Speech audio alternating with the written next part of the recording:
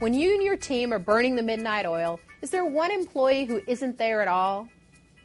Have you ever managed someone who consistently fails to meet your expectations? If so, come on, managers, it's time to talk about performance improvement plans.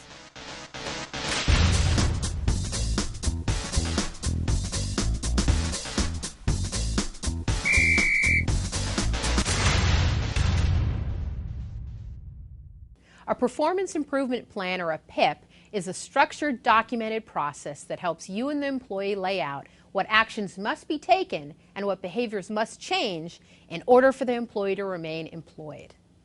If one of your employees has consistently failed to meet the minimum level of effort, it's time to consider a PIP. Step 1. Before you do anything, look in the mirror. What part have you been playing in this employee's poor performance? Have you delivered weekly feedback over the past 6 months? Have you given detailed examples of what isn't working and how to improve? If your answers are no, a PIP is not your next step. Instead, go back to your manager handbook and look up goal setting and feedback. Number 2, review what you've documented in the last 3 to 6 months. Human Resources and Counsel will decide how much documentation is necessary, depending on what state you work in, if this is a union employee, and if the employee is part of a protected class. 3 months of written documentation is a minimum for most organizations.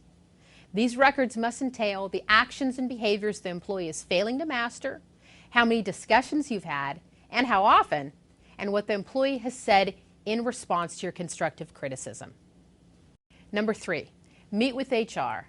Never try to do this alone. HR is your partner as you begin the PIP. Your HR rep will review your records, prepare a document that clarifies why the employee is being put on a PIP, and help you decide how long the PIP will be. Usually it's 1 to 3 months. Number 4, hold the meeting. The goal of the first PIP meeting is for the employee to understand 2 things. First, what behaviors she must change and what actions she must take to remain employed. And second, the consequences of her failure, termination of employment. Don't say you're sorry. Don't say you feel bad. Such phrases will backfire. Share your message and review the PIP document, and then allow the employee to react. Using a performance improvement plan has 2 outcomes. Number 1, the employee improves consistently during the set period and continues to do so afterwards. Or Number 2, the employee fails and is terminated. Your hope and goal should be number 1. The process will be difficult and exhausting, but enter it with enthusiasm and hope.